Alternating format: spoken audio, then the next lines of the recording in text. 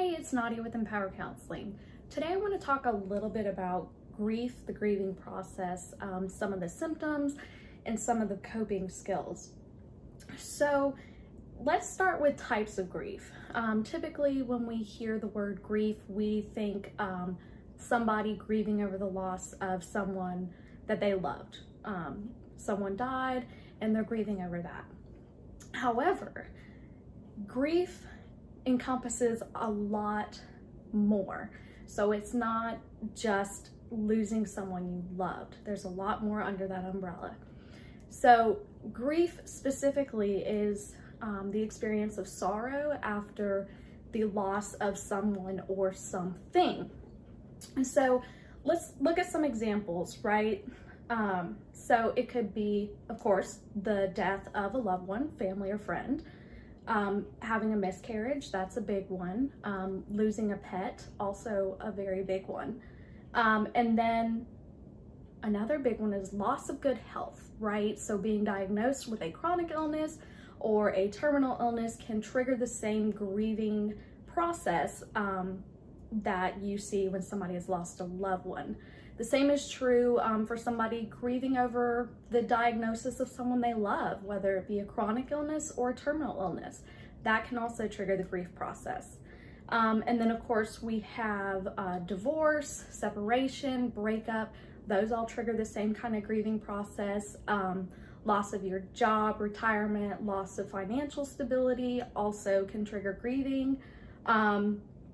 Similarly, the loss of a goal that you wanted to obtain that you can no longer obtain for whatever external factor or reasons there may be can also trigger grief. Loss of a friendship, even if the person didn't pass away, if you have like a friendship breakup, that can trigger a grieving process as well. Then, of course, loss of feelings of safety after some sort of trauma, loss of a home or belongings due to a natural disaster or some type of accident also can trigger grief. Additionally, selling your home or having to relocate to another state can also trigger grief. And then we have these things that we should be happy about that can also cause grief. So for example, graduating college, entering the workforce, that change can trigger some type of grieving process. And additionally, something that we would never think that could trigger grief would be giving birth to a newborn baby. Baby's healthy, everything. But for some reason you find yourself mourning over the loss of freedom, right? So you were just married, or just single or whatever it may be, but it was just you. And then now you have this little precious child to take care of. So you could be grieving over the loss of whatever freedom you had.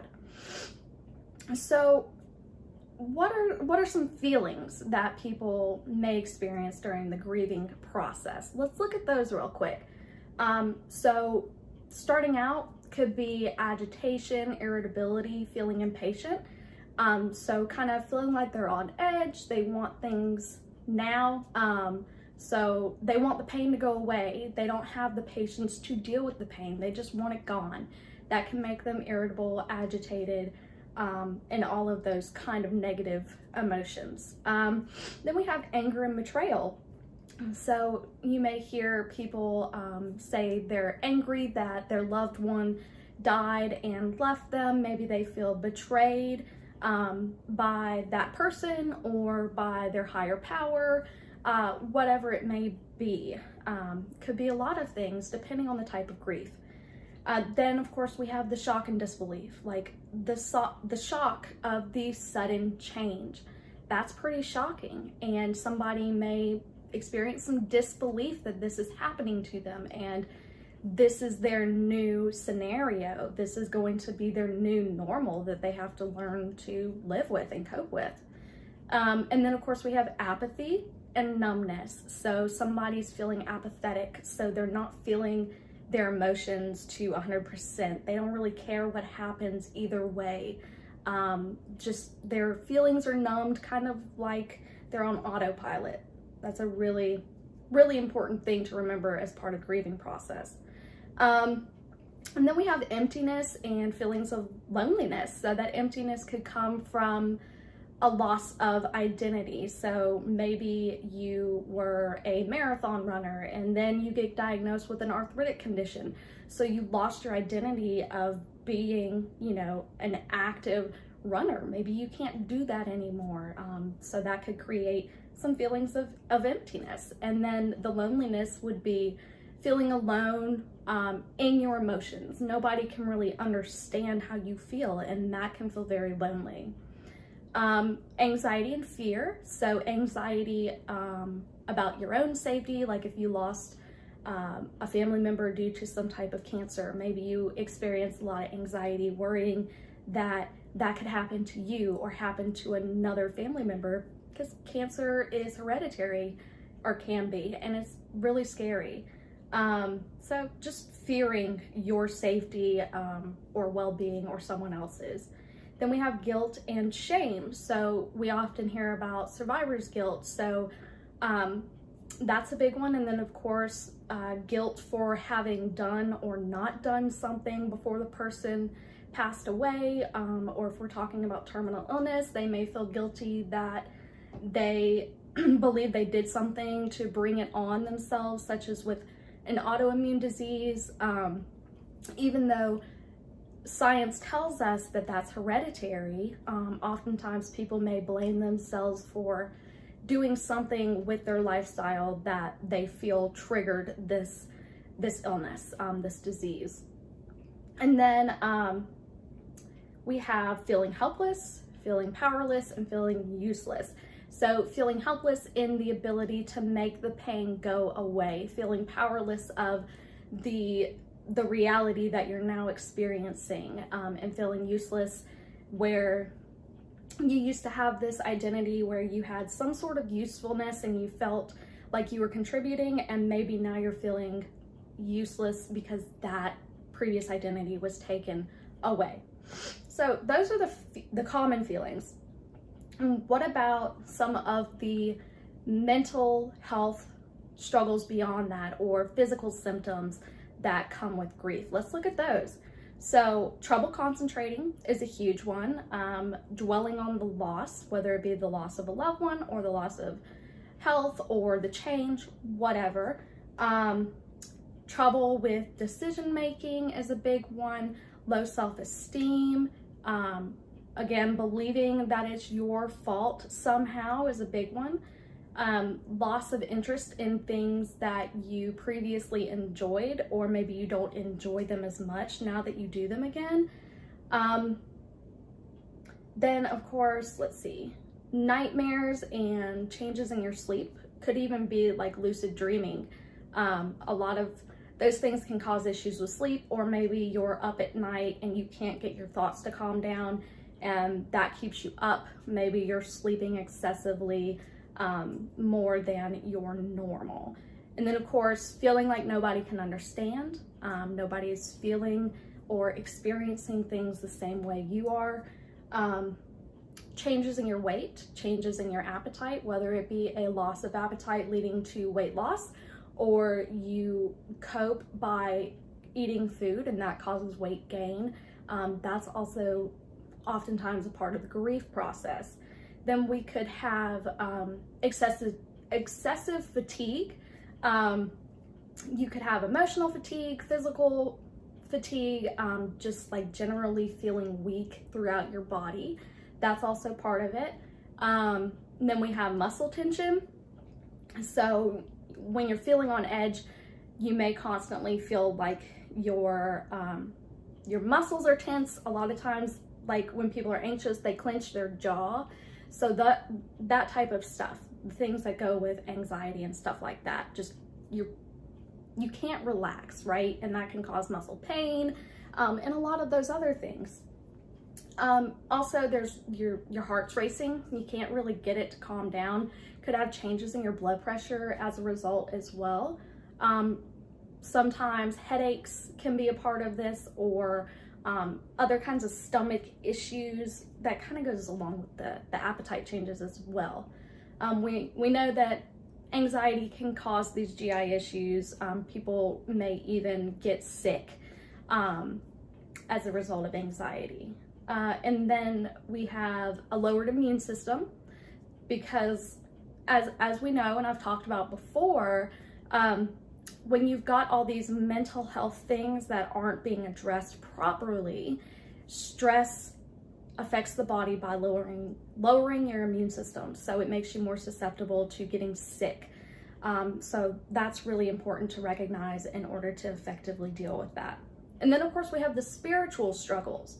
So feeling lost, feeling empty, feeling abandoned or betrayed by God or your higher power, feeling angry at your higher power, feeling like you no longer belong, maybe even feeling like you don't want to go on living because it's such a drastic change in your identity and what made you whole previously that it feels like you're unable to fix that and come to some sort of state of a new normal. And then questioning your religious beliefs or spirituality is also huge. So let's go to coping. So it's really important to know how to accurately cope with grieving and doing the things that are important for your own mental health, physical health, spiritual well-being, all of those things. So how do we start with that? Okay, first is acknowledging your pain. If you ignore your pain, you're gonna prolong the process and maybe even end up feeling worse in the end. So it's very important to acknowledge your pain, recognize the emotions, and effectively deal with them and honor yourself in that way because you deserve to be able to work through it in a healthy way. Accepting that things are going to trigger those really difficult feelings that go along with the grieving process. Just knowing that those things are going to happen so you don't feel as hopeless when they do. You already understand that this is going to happen. And it's important to know how to deal with that as well. So understanding also that the grieving process is unique to the individual. Grief is extremely subjective. No two people grieve the same. No two people have the same duration of grief, the same stages of grief. It's different for everybody. So it's important not to compare your grief to someone else's. Very important to stay involved with your support system.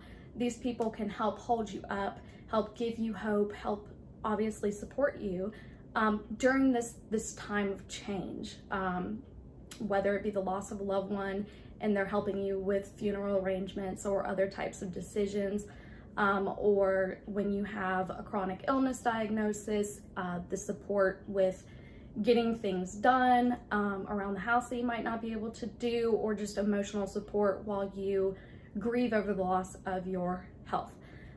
Just support systems are very important. And then we have self-care. Self-care is extremely important.